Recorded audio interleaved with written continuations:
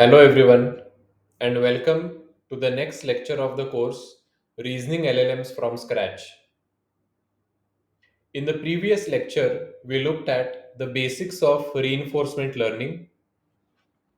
We began by understanding how reinforcement learning is different from the other two categories of supervised learning and unsupervised learning. Then we looked at some practical examples which really motivated this field of reinforcement learning.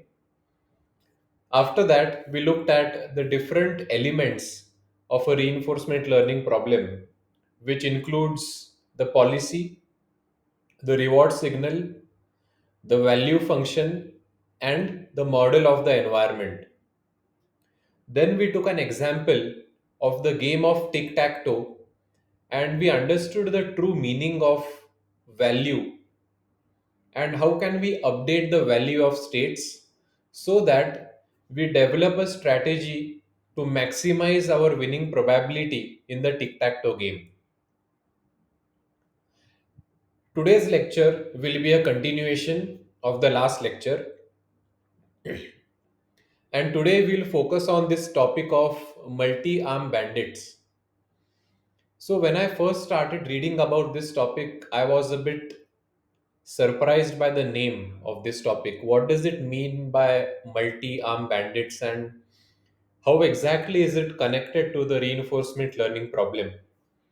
So, it turns out that there is a very clear connection between multi arm bandits and the reinforcement learning problem, which we will get to understand as we proceed towards the end of this lecture.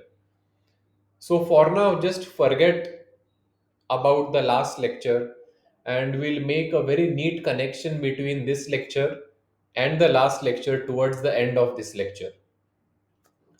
So let us start to understand this topic of multi-arm bandits. First, let us see what is the meaning of one-armed bandit and where is this phrase even inspired from.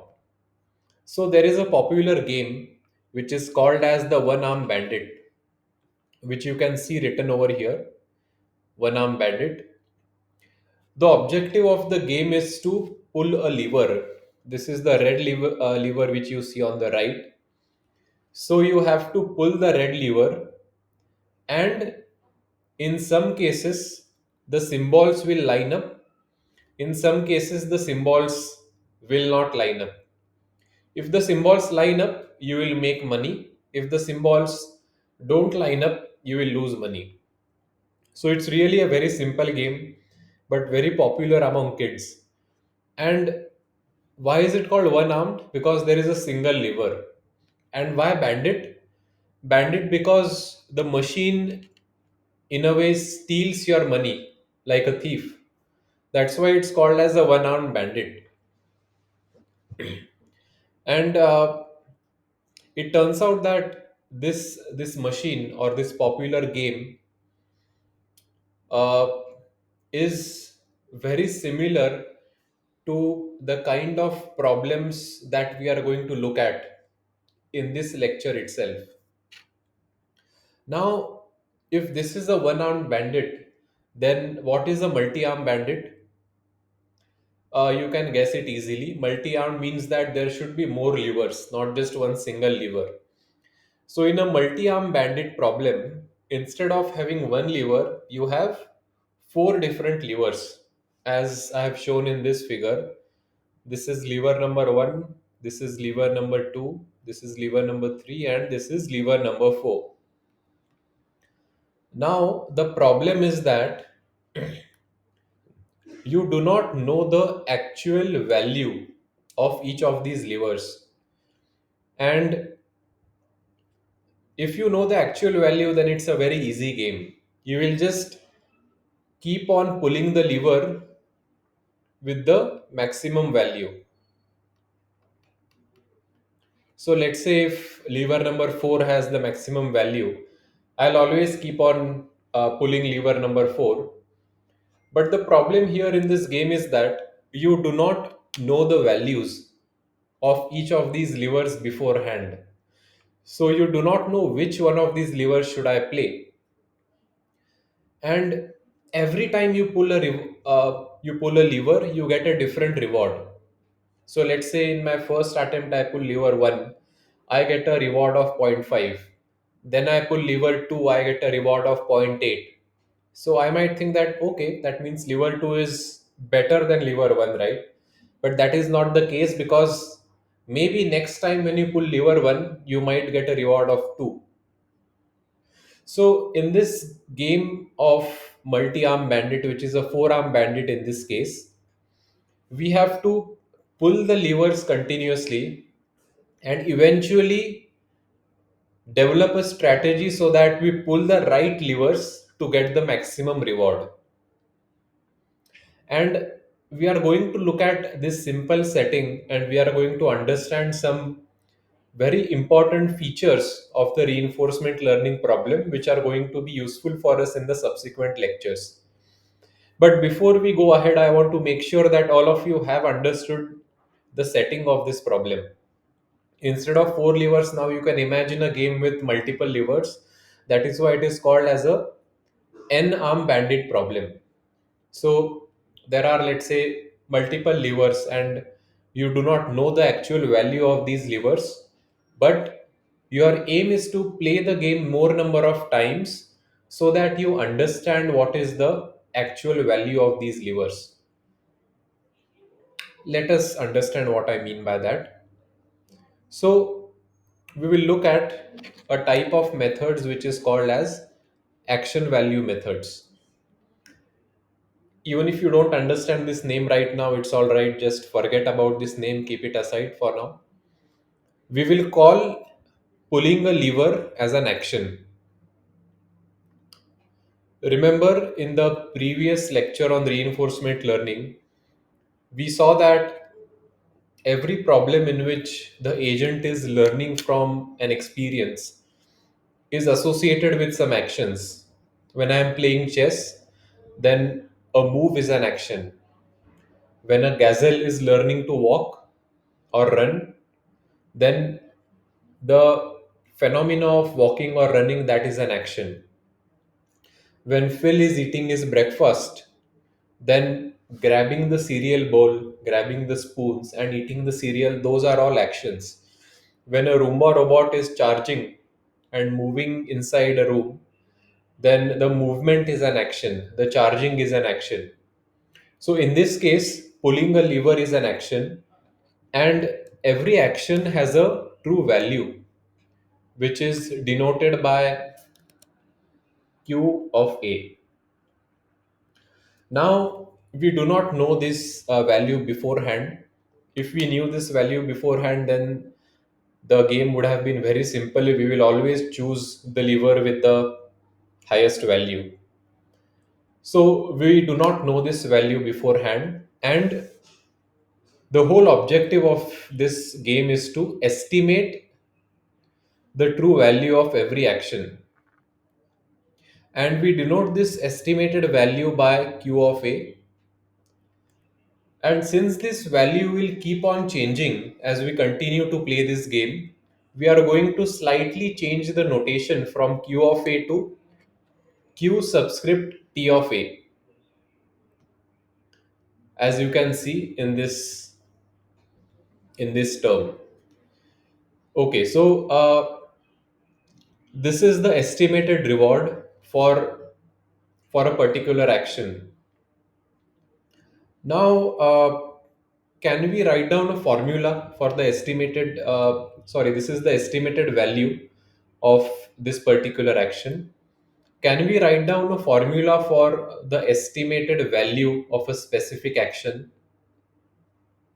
Just pause here for a minute and think about it, and then go ahead with the video.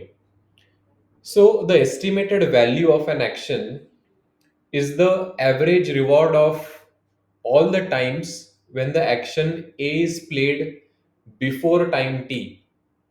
For example, if I want to understand what is the estimated value of pulling lever number 1, what I will do is that I will look at all the attempts in the past where I have pulled lever number 1. I will calculate all of these rewards and I will take an average of that.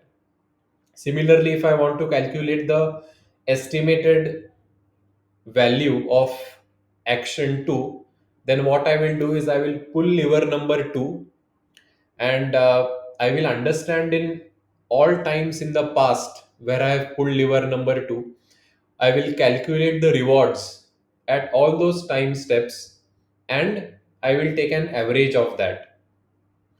So the same intuition is expressed in this formula which I have written at the bottom.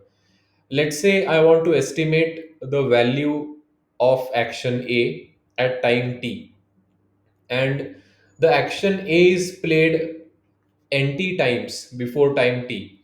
So the first time the action is played, I get a reward of R1.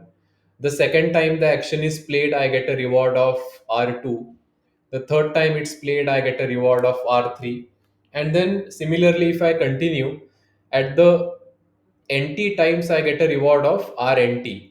So the estimated value of this action is the average of all of it, which is the summation of all these rewards. So sum of all rewards divided by total times, total number of rewards, we can say.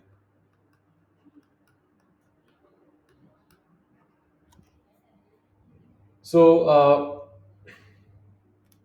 okay, so this is the estimated value of that particular action, and as we play the game more and more, we want the estimated value to basically approach the true value, and with this kind of a formulation it will approach the true value.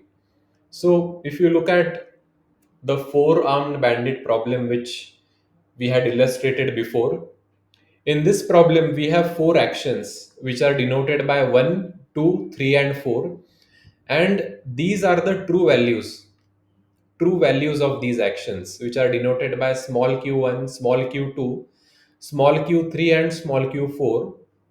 And what you see written in red, those are the estimated values of these actions. Now, these estimated values will keep on changing as I play the game more number of times, because it's an average value of all the reward that has been accumulated every time the action is played before that particular timestamp t. Okay, so this is fine. Up until now, we have just understood what is the meaning of value of an action and how the estimated value of an action is different from the true value of an action, and how can we calculate the estimated value of an action. But when I am playing this game, if I am in a room and I have this machine in front of me, what do I do? That we have not discussed up until now. I need to follow a procedure which helps me understand how to play this game in a better way. So, what is the best way that I can play this game so that I can get the maximum reward? That is my objective. If I play the game 100 number of times, I want to have the maximum reward at the end of 100 times. So, let's see how we can do that now in the next part of the lecture. Okay, so let us say we are at time t and we want to select which lever we want to pull. So think about this. You are in front of the machine and there are four levers, and you are thinking, should I pull one, should I pull two, should I pull three, or should I pull four? What if you had this data with you? You had this data of the estimated values of all the actions. What would you do? Let's say there are four levers in front of me. I know that pulling lever 1 has a value of 1.5, pulling lever 2 has a value of 3, pulling lever 3 has a value of 2.5, and pulling lever 4 has a value of 2. So I will say that okay, pulling lever 3 is no, pulling lever 2 will actually give me the maximum value in this case, because 3 is greater than all of these values. So I'll say that fine, I'll just pull lever number 3. And what if I adopt this strategy that for every single time step, I look at what is the estimated value of every action, and I just pull that lever at every time step. What do you think will happen if I do this kind of a strategy? Just pause here again for some time and think before I move ahead and explain the answer. So the estimated value of 2 is greatest, so I can pull lever 2. This is called as a greedy action. The reason it is called as a greedy action is because we are exploiting our current knowledge. Whatever knowledge I have, I am just exploiting that. And what will happen in this case if I, let's say, pull lever number 2 now? What will happen is that the estimated values of all these other levers will not get updated at this time step. Only estimated value of this particular lever will get updated. Then what will happen? Then I'll go to the next time step, and all of these values have remained the same. So again, this value will be the highest. So I'll keep on pulling lever 2 every single time, which is not correct. I am not exploring other levers. So I'll be stuck in a local optimum. Because of that, if we choose action number 1 or 3 or 4, even though the immediate value of these actions are not good, maybe it happens that even if in this time step it is not giving me a uh, high expected value or high estimated value, it might happen that in the next time step my value suddenly increases because of this action that I have chosen before. So this is called as exploration. Exploration allows us to improve values of other actions also, and it allows us to explore all the possible actions which are there available to us. Otherwise, we'll just keep on pulling the second lever every single time. So, exploration may produce a greater total reward in the long run. And this is a key intuition which we will see in rest of the reinforcement learning problems as well. We will see that we'll always be trying to balance exploration and exploitation. What we saw with the greedy action was exploitation, and what we saw here is exploration. So, this is the conflict between exploration and exploitation, which the bandit problem really allows us to explore. Okay, so now the question is, how do we achieve this balance between exploration and exploitation? We have seen that exploitation allows us to pick the action which has the maximum expected value or maximum estimated value, but exploration allows us to make decisions which might not make immediate sense, but we are hoping for a long term reward when we are exploring. So, how do we achieve this balance between exploration and exploitation? What we do is that every once in a while, with a small probability epsilon, we select randomly among all actions. For example, let's say if epsilon is zero point 0.1. If epsilon is zero point 0.1, what I'll do is uh, 1 out of 10 times, I will choose randomly among action 1, 3, and 4. But 9 out of 10 times, I'll always choose action number 2. So if epsilon is zero point 0.1, then out of 100 moves, 10 moves will be exploratory random moves, and 90 moves will be according to the greedy action. We'll choose the action which has the maximum uh, estimated value, and this will make sure that all the moves are tried and the estimated values of the actions, they converge to the true values. Remember, that is the goal we started out in the first place. What is the goal we started out with? All of these levers have some true values, and we want our estimations to reach to the true values.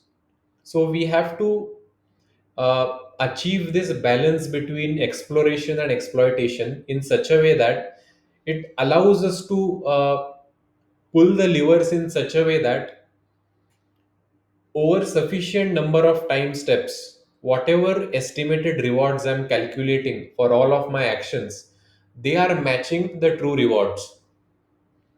So imagine that there is a machine in front of me now, and it has, let's say, 10 levers or 15 levers, and I am playing this game.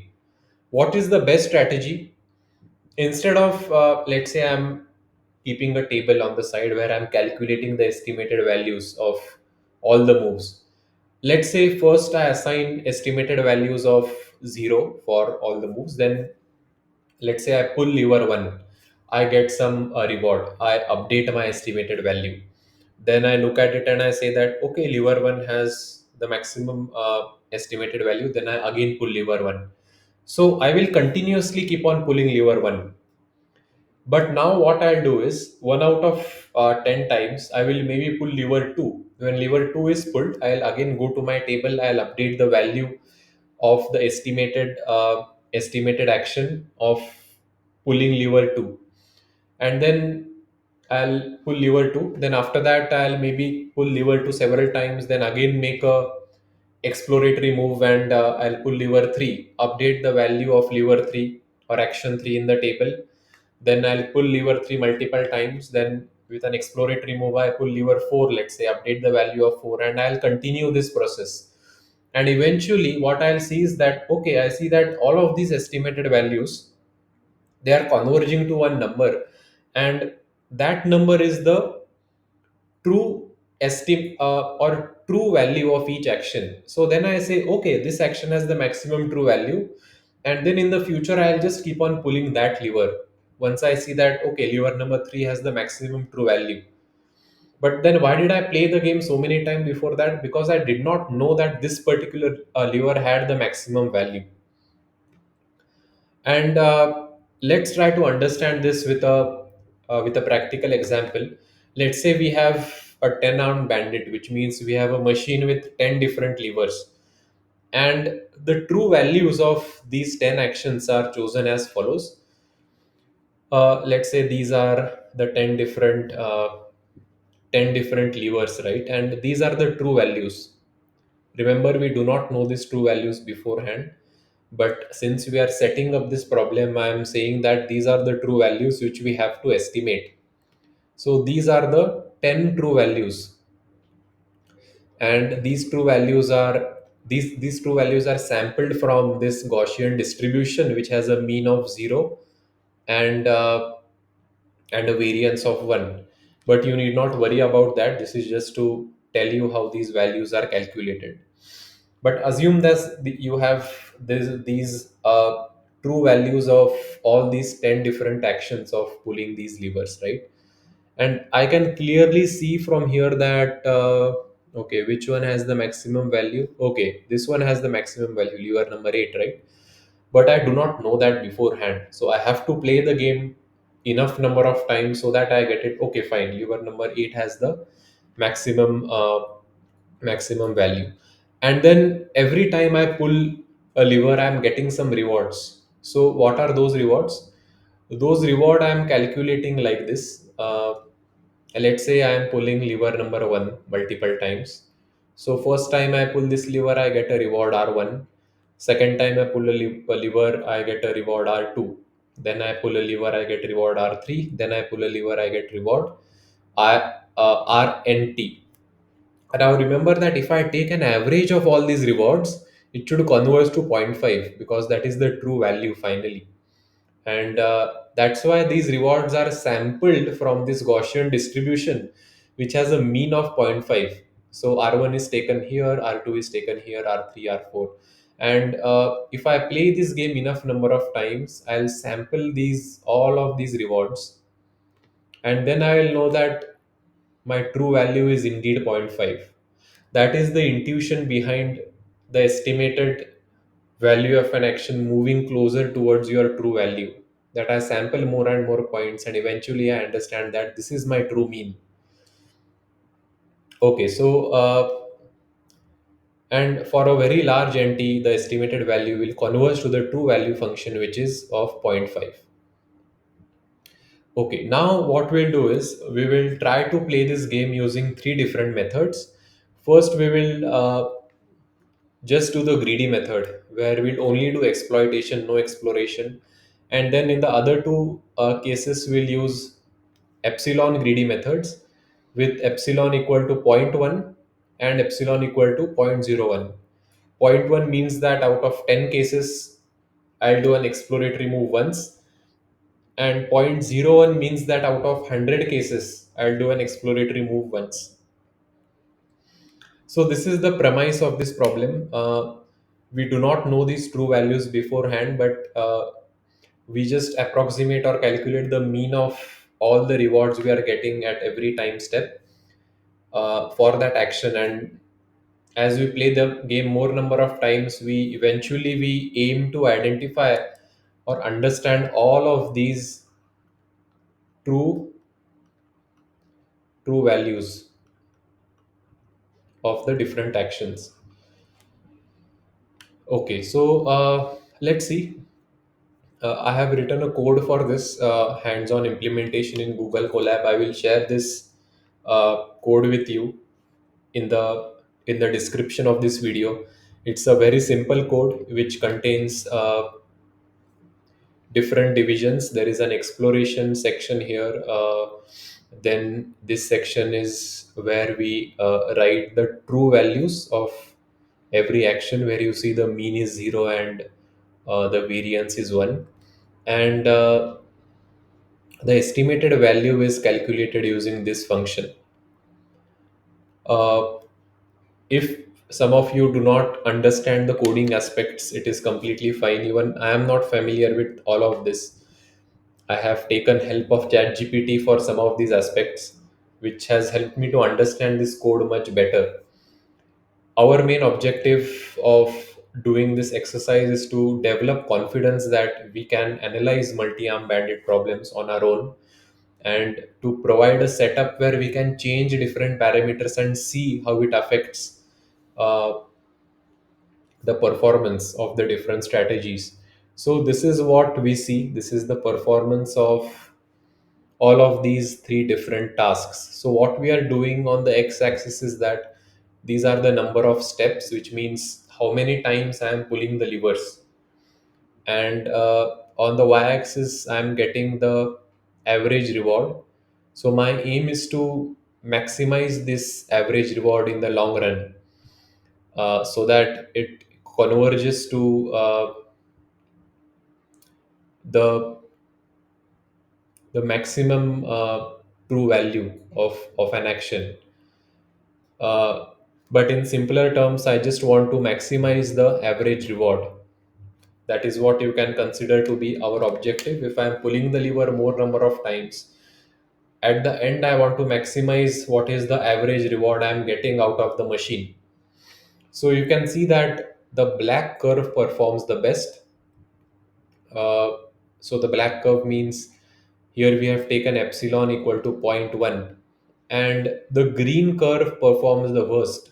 This is the greedy method, where we are not doing any kind of exploration. So I think what's happening is that the algorithm is getting stuck pulling one lever several times. It is not pulling other levers at all. And epsilon equal to zero point 0.1 allows us to explore uh, other levers, and that's why we are able to get a difference of at least zero point 0.4 in the average reward, which is quite significant. If you run this code, just one single block of code you can run in Google Colab, you will be able to experiment with different values of epsilon over here. So you can try different values and see which values perform the best. So this is the main purpose of the bandit problems. It is the first step to help us understand how agents learn from interaction. And the reason why we discussed about bandit problems, it's because it's a gateway towards understanding full reinforcement learning problems. So the main difference between bandit problems and full reinforcement learning problems is that in the bandit problems you do not have multiple states. Like I'm in the same situation. I'm just pulling the lever multiple times and I'm finding what is the actual value of all the levers. But I am not encountering different situations. So if you imagine, let's say, uh, someone learning to walk or run, like a uh, small baby animal, there they are going through different steps. They are seeing the environment in a different way at every different time step. Or if you are learning how to ride a bicycle, so with one pedal, uh, I enter a different state. Then with another pedal, I enter a subsequent state which is different than the previous state, and my action in every single state is going to be different from each other. But here that's not the case. You are not encountering different situations like you do when you are cycling or you are learning how to eat breakfast. Here there is just one single state, one single situation, and I'm trying to understand how to maximize my reward for only one single situation. That's it. Whereas in a full reinforcement learning, you have multiple states, you have multiple situations, and you go from one state to another state by performing an action. So there is a series of steps which are interlinked with a series of actions, and there is no future planning required in bandit problems. So in the tic-tac-toe case that we saw last time, we had to plan for the future. Similarly, when I'm playing chess, I have to plan for the future. Here, there is no planning that is required, and every single action is independent of each other. So, for example, I am pulling the levers multiple times.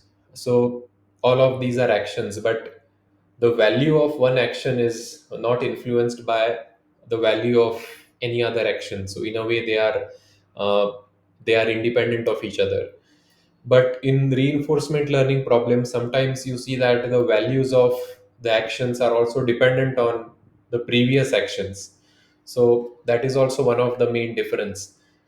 So the bandit problem is like an initial stepping stone to understand full reinforcement learning problems. It allows us to understand the difference between exploration and exploitation in a simplified setting. It allows us to understand the meaning of values of actions or action values, action value methods, as we have called it over here. We will look at it in detail in subsequent lectures, but these are some of the key takeaways you should take out of the bandit problem. First is balancing exploration and exploitation. Then second is a single state, a single phenomena. Whereas in a full reinforcement learning problem, we'll be looking at different states which are interlinked with different set of actions. I hope you have understood this lecture in detail, and please make sure to run the Google Colab. Even though you don't understand the code, it's fine. It gives a lot of confidence when you run something on your own. That's the reason I try to include these Colab notebooks at the end of my lectures. Uh, Thank you very much, everyone. And this brings me to the end of my lecture. We'll see you again in the next lecture. Thank you.